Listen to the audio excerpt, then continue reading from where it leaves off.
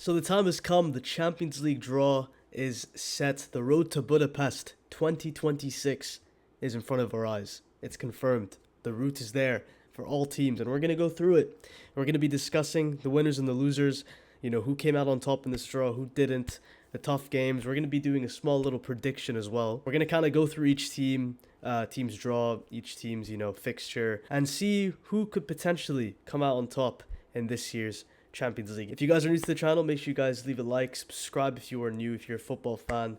Comment down below what you think of the draw, if your team's, in a favorable position, or if your team is, in the dogfight. If you're looking at that left side, you'll probably know what I'm talking about. But comment down below your prediction on who's going to be this year's Champions League winner. And without further ado, we'll start off with the left side. And just looking at that left side, guys, my goodness me. That left side, you don't want to be on that left side. I'm looking at it right now. PSG, Chelsea, Gala, Liverpool, Real Madrid, City, Atalanta, Bayern. Just like, if you take a look at the left side and compare it to the right side, like, the left side has all the winners, obviously, from 2016 up until now. And that right side, I mean, you can just see the quality just drops immensely. Obviously, there are some really good teams on that right side, but the left side, man, that is just death. That is just death. If you're a team on that left side and you somehow make it to the final, in my opinion, that puts you in a more favorable position to win the final. The fact that you've made it past such a hard route and you make it to the final, in my opinion, that puts you up there. But now a huge difference to last year's draw is that teams who finished higher in the league phase will finally get their second leg at home. We didn't get to see that, obviously, with Arsenal PSG last season. We didn't get to see that with Barca Inter. I think having that second leg at home will be huge, especially for Arsenal and Bayern. They practically have second leg privileges up until the final, if I'm not mistaken. So that will be huge for each team that finished higher than the other in the league group phase. Now, if we were to start on that left side, PSG, Chelsea, I think PSG, obviously last year's winners, they are the defending champions heading into this knockout phase. I think last season, obviously, we didn't really know, or we didn't really expect them to be that good up until the round of 16. And to be honest, last season, I think they had the fundamentals kind of shaped up for them. They signed Kvaratskhelia in January. Luis Enrique obviously molded his team to be as good as they were to go on and win the Champions League. I think this season, I don't know, they seem very, very gettable. And I think that Monaco tie kind of showed that in a way. They kind of brought some light into their weaknesses, into their frailties, I think. And look, I haven't watched too much of PSG, so maybe you guys can correct me in the comments below. But I don't think this PSG side is good enough right now to win the Champions League again. Winning it back-to-back, I mean, it's very difficult. Real Madrid obviously did it 3 times in a row. It's very difficult to do it. And I think PSG really needs something special to go all the way again. And for them to face Chelsea, who are finally back into the knockout phases of the Champions League, that is a very tough game. I think that because Chelsea didn't go through with keeping Maresca, they obviously replaced him with Liam Rossinier, who's, in my opinion, a relative novice at this level. I think PSG will be licking their lips at that, but I think that second leg at the bridge will definitely help Chelsea. And they've obviously beaten PSG back in the Club World Cup. But I don't know, I think this tie is very hard to predict. I think a lot of people will have PSG going through, and it makes sense, they are the favorites. But I don't know, guys, I think Chelsea might do something. Like I said, if PSG are gettable, it's right now. And they play probably, in 2 weeks? They are a very gettable side right now. So, I don't know. I'm going to hold off on that one. I'll come back to the predictions later. But Gala Liverpool is a very, very interesting one too, because Gala played Liverpool earlier this season. They obviously beat them 1-0 in Turkey. But I think, generally speaking, any team going to Turkey, it's tough. It's so tough. It's a long day. It's a long day for you if you're going away to Turkey. But at the same time, Gala playing at home versus playing away from home is a completely different team, because playing at home, they're actually a very, very good side. But playing away from home, and we saw it against Juve, the frailties are there. The weaknesses are there. They don't seem, as if they're up for it. Even though, yes, in extra time, they managed to get through 10-man Juve. Any decent side, coming up against Gala at home, they can take care of business. And I think that Liverpool are obviously favorites going into this tie. It will be interesting to see. I think the biggest matchup I'm interested to see is Osimhen against Van Dijk. I think a lot of people will be looking at that for sure. Real Madrid against City. Are we surprised? Are we surprised? Let's be honest, guys. This is a matchup that that anyone could have predicted. Anyone could have predicted. 5 times in a row, I believe it is now, for them to meet in the knockouts. Last year they met in the playoffs. Madrid took care of business. Mbappe, obviously, coming out with a hat-trick in that game. This year, however, I think it's a completely different story. Madrid under Arbeloa haven't been too great. They haven't been too convincing, despite them being second and a point behind Barca in La Liga. In the Champions League, I mean, they obviously made it through Benfica. But again, if you guys watched that game, it wasn't convincing in my opinion. City weren't convincing in the earlier parts of the season. I think they showed signs of weaknesses. Despite their quality, they showed signs of inexperience as well. But now City post-January, they are looking a lot better, a lot more difficult to beat. Their attacking quality is showing up to standard again. So I think this tie will be very interesting tactically, but I do think, in my opinion, City do have more of a firepower than Real Madrid, just because I think Real Madrid do have more structural problems to currently deal with. I think Real Madrid have a lot of, midfield problems, but also defensive holes they need to cover. But I think City probably just have too much for that, especially Pep against Arbeloa. In my opinion, there can only be one winner there. Atalanta against Bayern. Atalanta obviously beating Dortmund, the remontada in Italy. They are the only Serie A team to kind of wear the Italian flag heading into this knockout stage, and they play Bayern Munich, who are one of the favorites to win this season's Champions League. That is a good game. I think the home game for Atalanta will be very, very important. That's probably where they can do the most damage to Bayern, but I still think Bayern at the Allianz second leg, they just take care of business against Atalanta with all due respect.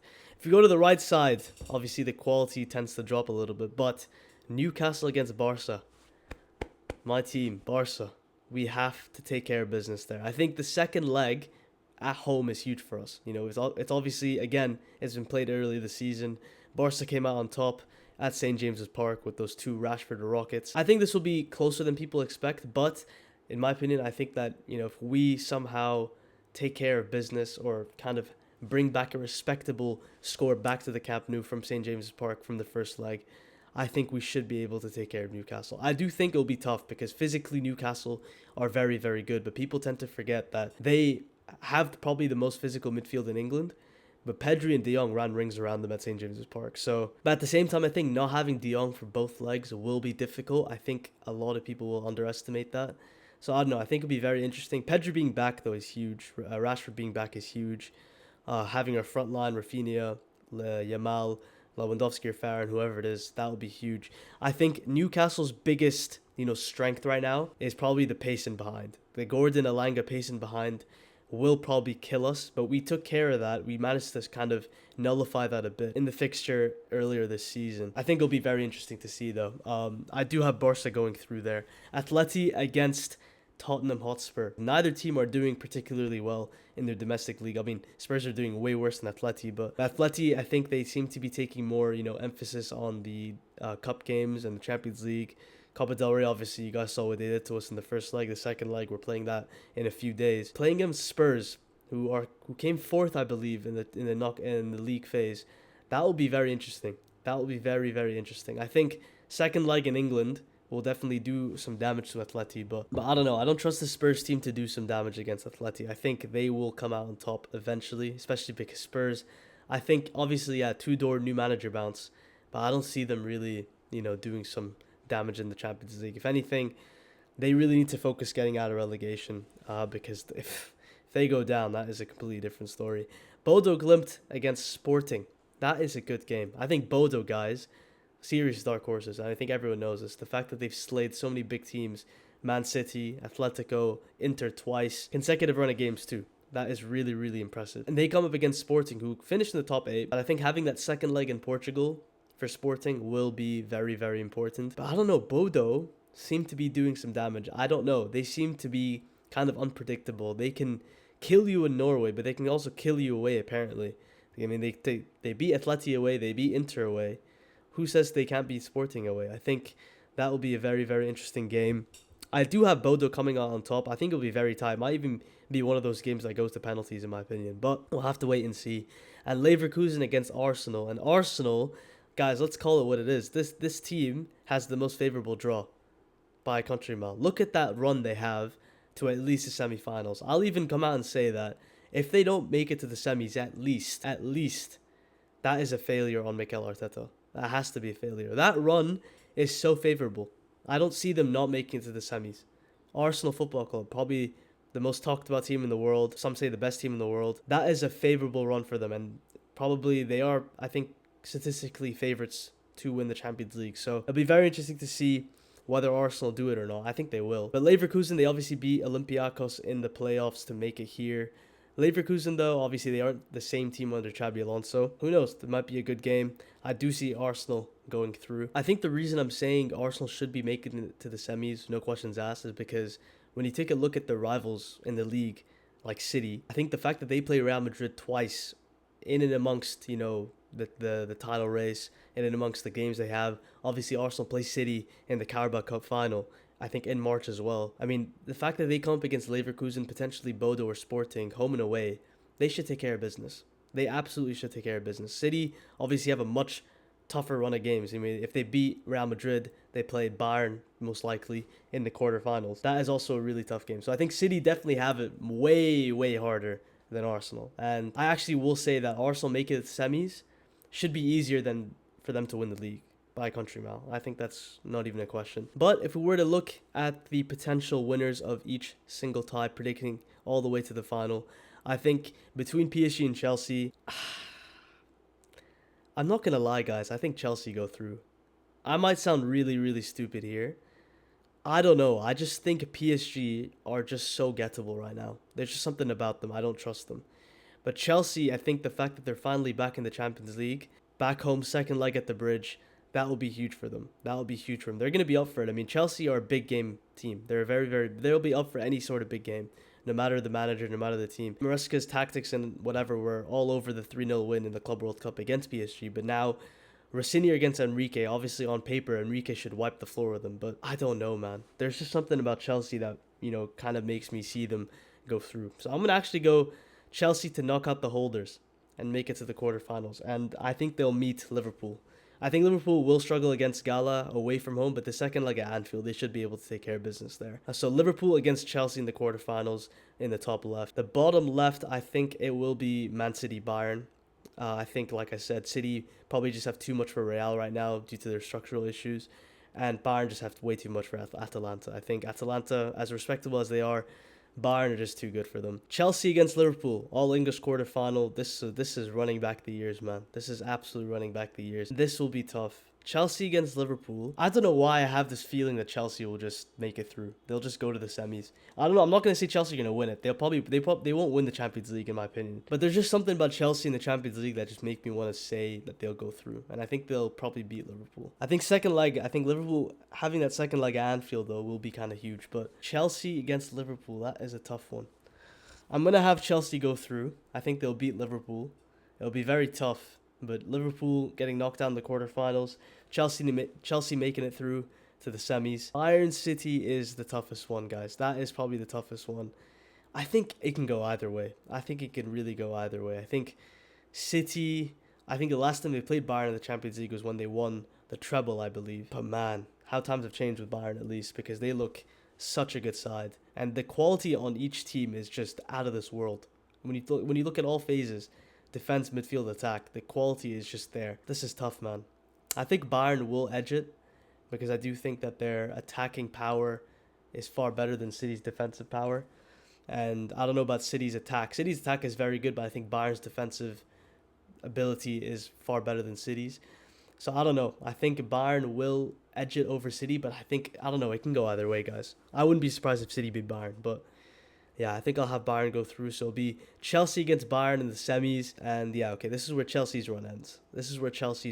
I think Bayern will be the ones making it to the finals. So if we go to the right side, like I said, in my opinion, I hope Barca make it through against Newcastle. They make it to the quarters where they'll face Atleti, a rematch of the Copa del Rey. And then we'll see Bodo against Arsenal.